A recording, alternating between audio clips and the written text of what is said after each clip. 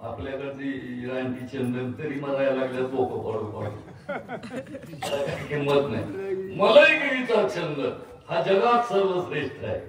तिकडं असला तर 100 फुटावर असतो. आजही चंदनाच्या वनांनी व्यापलेला तो पर्वत आहे. पण तिथं राहणाऱ्या ज्या भिल्ल स्त्री आहेत त्या रोज चुलीला सरपण म्हणून त्या चंदनाचा वापर करतात. अति परिचयात अवज्ञा, अति परिचय झाला की अवज्ञा अपमान ठरले. त्यामुळे फार कोणाशी लगत फार प्रेमात पडणं हे चुकीचं आहे. भगवंत आणि संत स्वरूप कोणावर प्रेम करणं हे आज योग्य ठरत. तुम्ही म्हणाला आई बापावर बी नाही करायचं, आई वडिलांवर करायचं, पत्नीवर हात राखून करा. अवघड झाले. काही उदाहरणं जर दिली तर तुम्ही माझ्या खोटं बोलतात. महाराज विवेकानंदांनी ते पाहिलं, मॅडम कोणाला वारा घालता, थडग्यात कोण आहे तुमचा? म्हणली माझा नवरा आहे. पण महाराज माझा हा 6वा नवरा आहे. मरताना माझ्याकडून वचन घेऊन गेला. म्हणले काय? मी मेल्यावर तू 7वं लग्न करणार आहे मला माहिती आहे म्हणला. पण एक वचन दे, निदान माझं थडगं वाढेपर्यंत लग्न करू नको. मी त्याला वचन दिले. हे थडगं नुकतंच बांधलंय, लवकर वाढावं म्हणून मी वारा घालते. आता तिला पगार नाही तिकडच्या बायांना, आणि इथं आहे पण त्याचा वापर नाही. बालकाचं संरक्षण आणि लज्जेचं रक्षण पगार करतो. हे आमचं एक श्रीमंती थाट आहे तो आमचा.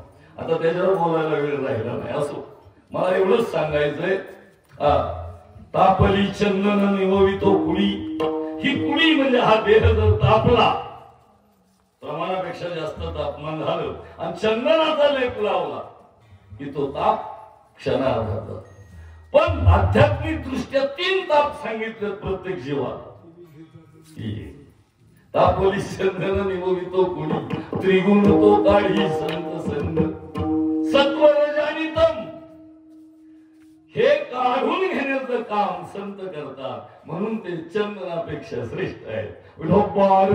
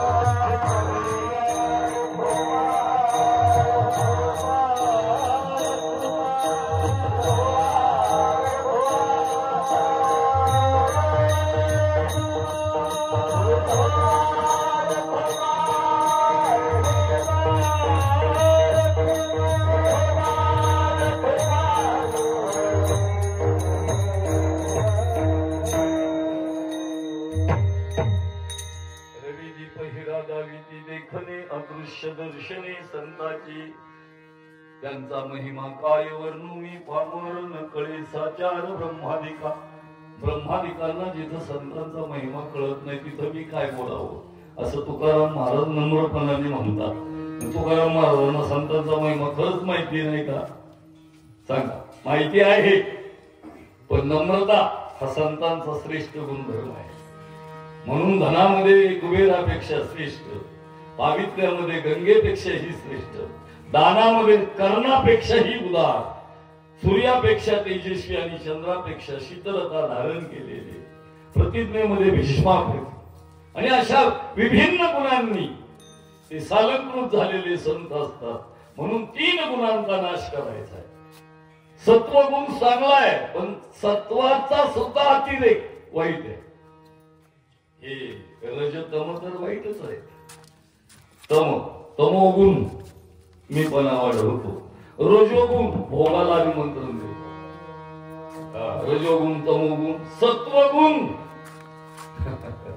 मोठेपणाच्या मागे जातो. म्हणून 3 गुणांना नष्ट करून गुणरहित अवस्था प्राप्त करून देण्याचं जीवाला अंतिम सुख मिळतं. जे गुणरहित अवस्था, कशाचाही परिणाम होत नाही, प्रतिकूल अनुकूलता उरतच नाही.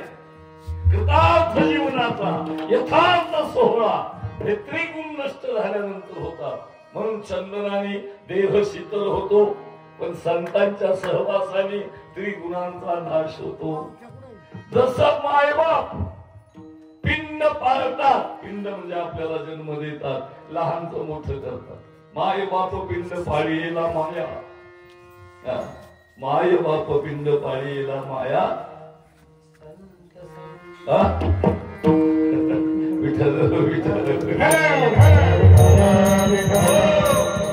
जन्म मरण जाय संत संग, जन्म मरणाच्या चक्रामध्ये सापडलेल्या जीवाची कायमची सुटका संताशिवाय कोणीही करू शकत नाही. म्हणून देवापेक्षाही संत श्रेष्ठ आहेत, मायबापापेक्षाही श्रेष्ठ आहेत. मायबाप जन्म देण्याचं काम करतील, लहानचं मोठं करतील. त्याच्यात भेद आहे. मग अशी माझ्या आईचं उदाहरण दिलं होतं, कोंबड्या बसवायचं. माझ्या बापडे माझी बाया करून जी पोरलांची मोठी होतात ना, ती सर्कशीतली वाघासारखी असतात. जंगलात गेल्या त्यांना कुत्री मारी त्या वाघांना. आई बापाने पाळलेली मुलं जगराहाटीमध्ये पराभूत होतात. काल उदगीरचं पोरगं होतं 12वीचं, घरी आलतं संक्रांतीच्या सणाला. बापाला मोबाईल मागितला. बाप म्हणला 2.5 एकर जमीन आहे आपल्याला, 4.5 लाखाचं कर्ज आहे, तूर विकतो. तुरीचं पीक आहे म्हणलं, महिनाभर थांब, तूर विकून तुला 1000 रुपयाचा मोबाईल देतो. पोराला दम निघाला नाही. सगळी सामसूम झाल्यानंतर एकटंच पोरगं बाहेर आलं. 2 भावंड जवळ झोपलेली. इकडून बाप अंगणात असलेल्या लिंबाच्या झाडाच्या फांदीला दोर लावला आणि त्याने आपली जीवन यात्रा संपवली. पोराचं दुःख बापाच्या काळजात, त्याला तरी कुठं झोप होती. पोरग जवळ दिसेना म्हणून बाप शोधायला बाहेर पडला तर टांगलेला मृत्यू देईल. बापाने त्याला खाली उतरवला आणि त्याच दोराने त्याच फांदीला स्वतःची जीवन यात्रा संपवली. उदगीरची घटना. म्हणून माय बाप पिंड पाळीला माया, जन्म मरण जाया संत संग. आई बाप तुम्हाला जन्म देतील, पण हे जन्म आणि मरण थांबवण्याची ताकद फक्त संतांमध्ये आहे. वचन वारी जन्म दुःख, मिष्टान्न ते भूक निवारण. मिष्टान्नाने भुकेचं निवारण होईल, पण जन्म मरणाची जी भूक आहे ती संताशिवाय कोणी भागू शकत नाही. तृप्ती जर कुठे मिळत असेल तर ती संतांच्या चरणी. म्हणून संत चरण रज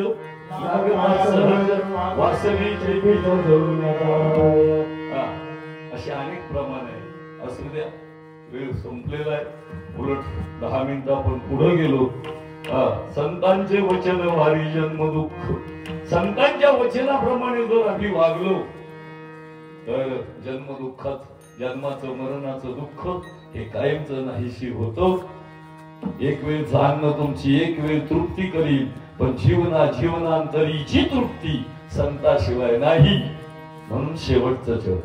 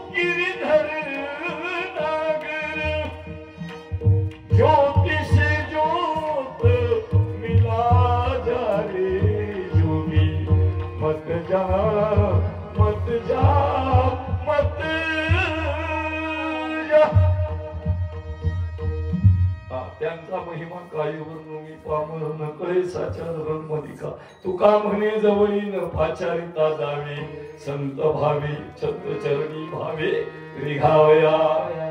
त्यांनी जरी बोलावलं नाही, संतांनी निमंत्रण नाही दिलं तरी बिगर निमंत्रणाचं तिथं जायचं. चांगल्या व्यक्तीच्या विचारधारेने आपणही नाहून निघायचं. त्यांचा सहवास जरी मिळाला तरी जीवनाचा हेतू साध्य झाला. आमच्या तात्यांनी दुपारी फोन केला. मी शेतकरी वारा होता, पण आज तो वारा नाही. आज फक्त सैनिकांमुळे तुम्ही सुरक्षित आहात, बाकी कोणामुळे. भारतीय सैनिक जगाच्या रेल्वे स्टेशनवर जा, बस स्टँडवर जा, सैनिक जर आला तर सगळे तटस्थ उभे राहून त्याला सॅल्यूट करतात. आमच्या इथं सैनिक सुट्टीवर आल्यावर ही मंडळी त्याच्या घरी जातात, काही आणलंय का नाही. सैनिकाचा आदर आणि मान सन्मान. शौर्य पराक्रम जर नसेल तर सुरक्षितता कशाची. आजही तुम्हाला मारायला लोक टपले, फक्त सैनिकांमुळे आपलं अस्तित्व आहे. आम्ही जे बोलतोय ना कीर्तनकार, या सैनिकांच्याच त्यागामुळे बोलतोय. ते जर आले ना बर्फातून मागे सगळे, तर तुमचं अस्तित्व, तुमचा सत्तन, तुमचे कीर्तनकार आणि तुमची बाळण, तुमचं सोनं नाणं, तर काय झालं, चाहे कोंबडी मिली. मग आमच्या आईने कारण करीत राहतो, भविष्यकाळाची चिंता करतो. तेव्हा भूतकाळ आणि भविष्यकाळ बाजूला ठेवा, वर्तमान काळातल्या प्रत्येक क्षणाला न्याय द्या आणि आपलं जीवन धन्य झालो, जन्म आलो अशा प्रकारे व्यतीत करा. सर्वांचे आभार मानतो. आता सगळ्यांची नाव मारत घेत नाही मी, आणि नाव घ्यायची काय तुम्हाला अपेक्षा नाही. त्याच्या पलीकडे तुम्ही गेलेले आहात सगळे. नावाची गरज दुसऱ्या लोकांना. आता हे सगळेच कौतुकास पात्र आहेत. पारवडी विनेकरी, तुळशी घेतलेली माता, सगळेच तुम्ही संख्येने कमी आहेत. मला वाटलं होतं वाढला असं अध्यात्म, पण नाही. चिचेरे कायमच्या कीर्तनाला मी, मला वाटतं 5-6 वर्ष झालं तुम्ही आलेलो. 3 वर्ष झाली. 3 वर्षात 3-4 30-40 तरी संख्या वाढायला पाहिजे होती तुमच्या पूर्ण.